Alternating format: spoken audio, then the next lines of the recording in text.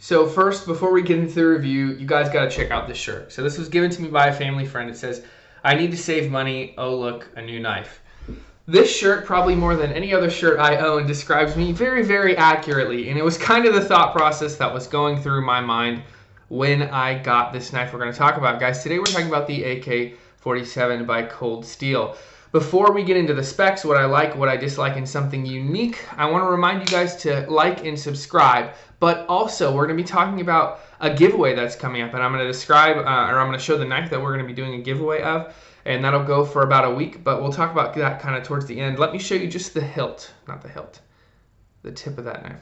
So let's see if you guys can guess what that is in the comment, if you can tell just by that right there, what that knife will be. But let's get into the Cold Steel AK-47. Really interesting, a very, very different design knife. But let's talk about the specs. So we're talking about a 5.3 ounce blade, or 5.3 ounce overall package, 3.5 millimeters thick on that blade stock. This is a 3.5 inch overall blade. This is S35 VN steel. Right there. Yeah, this that is DLC coated, very much like the newer Recon ones. I wish I had an older one on the table for you when they were made of Teflon, to kind of really show you the difference, because that Teflon was, you know, it's kind of a paint, but this stays on very, very nicely.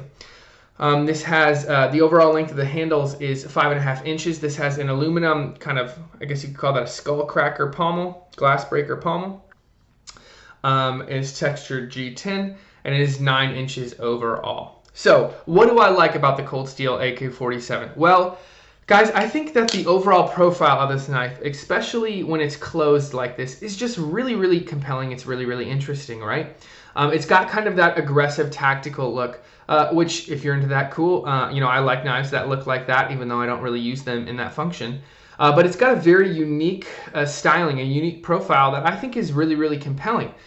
Even when you're looking at a knife like the Cold Steel AK-47, right? It's got a tactical look to it, but it just doesn't have that kind of design, that cool styling of design that this does. So I think that this has a really, really nice profile, and even when you open it up, it kind of keeps that very aggressive, very interesting looking profile. Another thing I really like about this, guys, this blade is incredible. This is probably my favorite Cold Steel folder blade. You see, it's a classic clip point design, right? But beyond that, it just has this incredible belly on it. You know, you have a straight edge for about an inch, maybe a little bit more, and then it just has like 2 straight inches of just gorgeous belly. And then the grind is very high. You can see how high that grind is in comparison to this Recon one. You know, this just a shallower grind on there, but the grind just goes up high, so that means that this slices beautifully. I mean, it just slices incredibly.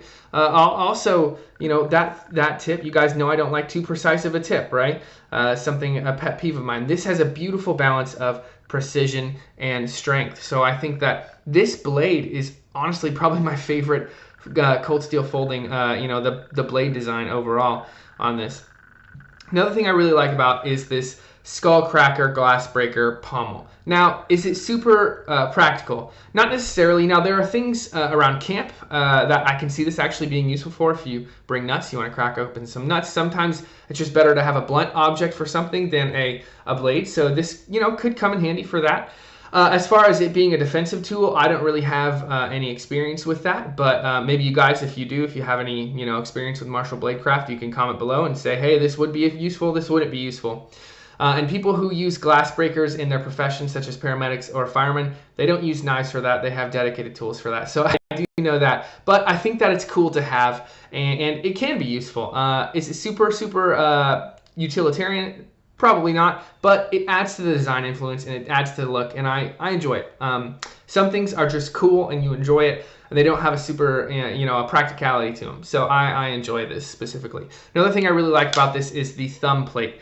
So this is a little bit different, right? So a lot of knives, I have this one on the table, so we're talking about the Recon one as well, I guess, today. Use a thumb stud, and that's that stud right there, and you just use your thumb to open it. Very, very straightforward.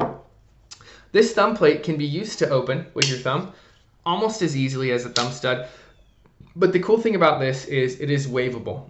Now, Emerson, the Emerson Knife Company, very, very well known for their wave feature, and this is kind of Cold Steel's answer to it. What happens when you draw this from your from your pants, jeans, whatever, this part here grabs on the material as you pull it out, and so the blade opens, and it is pocket deployable, which is really, really convenient. You know, it's not all that inconvenient to pull out your knife and do that extra flipping motion, but sometimes, you know, it's just easier to pull it from your pocket, and the blade is already open. So I really enjoy that feature, and I think that it's a fun knife to open, you know, because it kind of just blacks out right when you pull it from your pants, and I think that's fun. Another thing I really like is that the handle has a lot of room, and it's very modular as well. And what I mean by modular is I can hold it back here, right? And you guys know I have thick hands, but it, you know, it fits my hand just nicely. And I can also grip it up here. This isn't a dedicated finger choil right here, but it allows you to rest your fingers very comfortably on it. So I can, you know, if I had to do any crushing with that, you know, I was eating some walnuts or something, right? You could use that for that. But I can also scoot back here if I need to do some, you know, other cuts, or if I need to do fine detail, I can scooch back up on it. So I think that this has a very, very nice, comfortable, modular handle. All right, two more things. First of all, the materials. So I really think that the materials are fantastic. Like on a lot of cold steel knives, there are very few that I'm going to complain about materials. We're talking S35 VN steel, guys. Let's get that to focus real quick. S35, is that going to focus? It doesn't want to focus. S35 VN steel is a premium, fantastic steel. I will not complain about it. I will never complain about it. It is very, very a great steel. Also, you know, you got full G10. This isn't some sort of Zytel. This is full G10, so a little bit more premium feeling. Aluminum backspacer, triad lock, which let's talk about that for a second. I really enjoy the triad lock. I know that it is a little bit stiff out of the box and it takes some wearing in, but that is what this is sporting, and that is what the Cold Steel Recon 1 is sporting as well. So I think that the materials overall for what you're going to pay, which is about $100, you honestly can't beat it. Cold Steel gives you fantastic value, and really they always have. So yeah, I think the materials are awesome. And finally, they finally fixed their problem, guys. They fixed the biggest issue. The biggest issues I've always had with cold steel knives are that they texture their G10 or whatever material way too much over the pocket clip. Let's look at the Recon 1. So let's get this to focus in, because this is going to be important. There we go. So you see how textured this G10 is, and that's fantastic for when you're gripping it. You know, if you need it to stay in your hand, it's going to stay in your hand. That's never going to be an issue. But under this clip, that tears up your pants pocket. If I had all of my jeans, essentially every pair I own, you're going to see that the right pocket is almost completely torn up. Look at the texture on this AK-47. It's still textured, but it's very similar to Spyderco now. And Spyderco, in my opinion, does their G10 perfectly.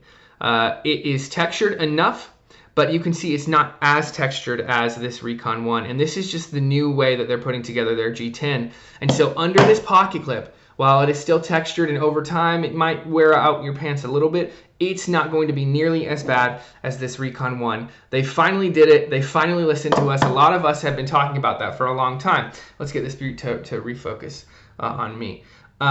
But we've been talking about this for a long time, how this has been an issue, right? How that texturing has just been an issue. And it's finally different, guys. They finally fixed it, and I am so glad. So much more enjoyable to carry a knife that's not going to tear up your pants pocket, right? So, all right. So that's what I like. And you guys know a little while ago I added neutral points. Is there anything I don't mind on this knife? Not really. There are a couple things I don't like, so let's move right on to that. I think that this finger groove right here is a bit too aggressive. Now my fingers fit in it just nicely enough, right? They kind of just fit nicely enough. But if my fingers were any larger, if my pinky finger were any larger, and it's already quite large, it wouldn't fit, right? It wouldn't be comfortable to carry. It wouldn't be comfortable to hold. So I think that if they had maybe widened this hole out or downplayed that finger groove, it would be a bit more comfortable. So if you have really, really big mitts, this might not be the knife for you. Maybe see if you can grab one in a knife store, hold on to it, and see if it's going to be comfortable. Another thing I don't love is the blade to handle ratio on this knife is way off, right? I mean, we're talking about a 5.5 inch handle versus a 3.5 inch blade. That's 2 inches of disparity. You're getting this glass breaker or skull cracker, whatever you want to call it. So, you know, that's adding a lot of the length, but I think that there's a big disparity of the blade to handle. And for those of you who don't know what I'm talking about, This Recon one has a 4-inch blade, and I can't tell you how long the handle is exactly, but I can measure it up, and it's even shorter than this AK-47, right? So we're looking at, let's say, a 5 3/4 inch handle with a 4-inch blade. This has a 5.5 inch handle with a 3.5 inch blade. So that disparity I'm not super happy about. I know it's because of this primarily, but still, it makes it more obtrusive in your pocket, and that's why it is something that I mentioned. And the last thing I want to talk about is this thing carries way too high, guys. So again, let's compare it against the Recon one. This is how much is sticking out of your pocket. Let's see. Yeah, right about there is how much sticking out of your pocket when you're carrying the Cold Steel Recon 1. This is how much is sticking out of your pocket when you are carrying the AK-47. That is a big difference. And for those of you who don't like obtrusive knives, this isn't going to be fun to carry. It's not something that bugs me too much, just because I work in an environment they're okay with me carrying a knife. So it's not a huge issue for me, but for those of you who might want to carry this where, people aren't super comfortable with you carrying a knife, it's just going to stick out a lot. And preferably something carries a little bit lower. It doesn't have to be deep carry, but something like the Recon 1 where, you're talking not even 1/4 inch is sticking out. It's perfectly acceptable for me. So this is just, I don't like that. I think that this carries way too high. So what's unique? Overall, the design of this knife I think is the most unique knife. I love the profile of this knife when it's folded. It looks aggressive, it looks cool, it looks like business. And I think that this has a great, cool styling, cool profile. And along with kind of the overall styling and what this knife is meant for is, I just love that Cold Steel gives you these really aggressive, interesting knives that are made of these incredible materials. S35 steel, they're sharp out of the box, razor sharp out of the box, G10 handles, triad lock. So you're getting high quality premium products with these really unique kind of over the top blade designs, and I just love that about Cold Steel. Overall, I absolutely recommend it. There are a couple things I don't like. Just weigh that, whether or not those are kind of deal breakers for you. If those aren't a big deal for you, then absolutely pick this thing up. I think it's a fantastic buy. One more thing I do want to mention is it's in the category of what I don't like, and I always forget to mention this, but not always, sometimes I do. They don't bring the blade grind down to that choil. That is a sharpening for a reason. Cold Steel, please bring your sharpening down to that choil. They did it on this Recon 1 as well.